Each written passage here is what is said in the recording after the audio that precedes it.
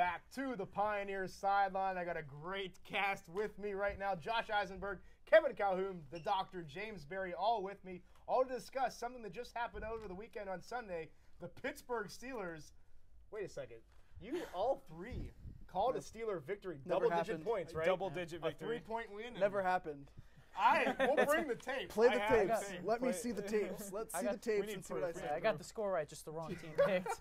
At least someone admits that he picked the wrong team. Thank you, James. Never happened. Nonetheless, Steelers lose 17-14 on a Robbie Gould field goal. Jeff Reed missed 2 field goals. Ben Roethlisberger played well. The running game was actually there. It was there. Yeah. Not all in one person, but running back up by committee, I guess, is good enough. Yeah. What do you see out of this loss against the Bears, Josh?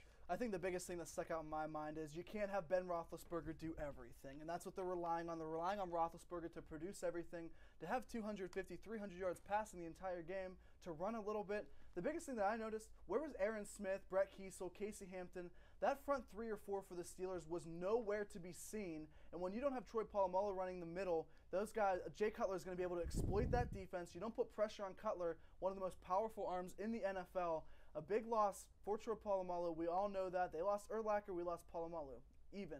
But the fact of the matter is we did not have any pressure up in the front of the line, and we weren't able to get the running game to a consistent basis, which is going to continually hurt us. James, Jeff Reed, 2 missed field goals, missed opportunities for the Steelers. Yes.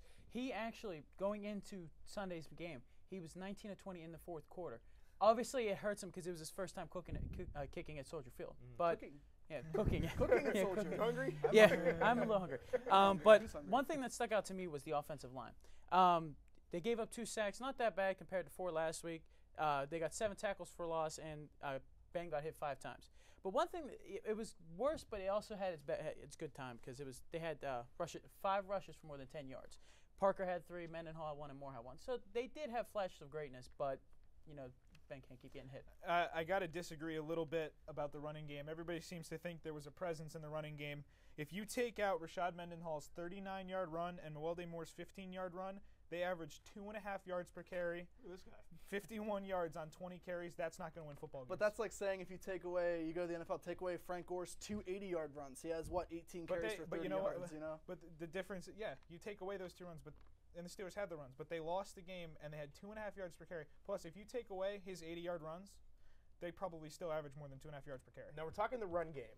One other thing that was a problem was the Steelers' short yardage game. Now, I don't know how many of you guys are thrilled about seeing Ben roll to the right and throw a 1-yard TD pass to Matt Spaeth, almost getting sacked, and then Ben rolling out to the left, getting hit at the goal line, barely trickling into the end zone. I'm not happy about the goal line offense, James. No, I think that's one of the reasons that they kept Isaac Redman on the practice squad. So if Parker, Mendenhall, Moore, or even Frank Summers doesn't show anything, they can sign Isaac Redman from the practice squad and bring him in. Kevin? One thing I like to look at out of that is you mentioned those 2 plays between rolling right and rolling left. They only had 3 times in the red zone the whole game anyway. So they have to get down there before they have to worry about fixing the offense. Guys, I think the biggest thing that Steelers can do, release Frank Summers. He's done nothing to prove that he's been on the roster. And bring up David Johnson, a 3rd-string tight end. This guy hits people. This guy will block for Willie Parker, will block for Mendenhall, not worry about his numbers. Frank Summers, to me right now, is completely in over his head playing for the Super Bowl champions, has no right to be on the team. Bring somebody up who wants to play football. Summers hasn't even gotten a carry inside the 5-yard line. They're still running with Ben, and they're running with Willie Parker. But they had nothing for him because he's not aggressive. You see, he's not even blocking for Parker or Mendenhall. Why are they going to give him the ball? I got to agree with that, and I'm worried for the Steelers going into this next week in Cincinnati. I know going into the season, if you say you're worried about the Steelers in Cincinnati, you're crazy. The Steelers have not run the ball these first 2 weeks, and the Bengals went into Green Bay, a team that Chicago lost to.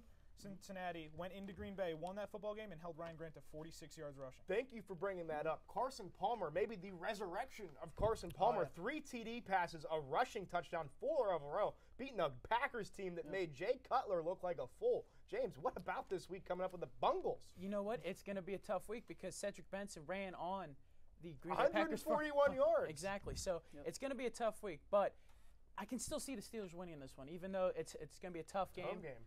It's a home game. They have to win this The one. thing that made me laugh is Jim Nance and Phil Simms were talking about Green Bay's defense, how they switched to the 3-4 under Dom Capers, how they brought him in, and he compared it to the Steelers' defense. It's not a good comparison, guys. No. They're not going to run 140 yards with Cedric Benson because, A, we have Casey Hampton, who's a 390-pound just horse right inside, and we have some of the fastest linebackers in Harrison and Lamar Woodley. We have guys like that who are going to be able to bottle up Cedric Benson, and Carson Palmer makes enough mistakes in each game that the Steelers could get 2 or 3 interceptions. Quick prediction for next week.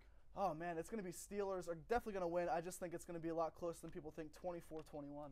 The Steelers have to get pressure on the quarterback. I like the Steelers in a close game. James. I'm going to say Steelers 28-24.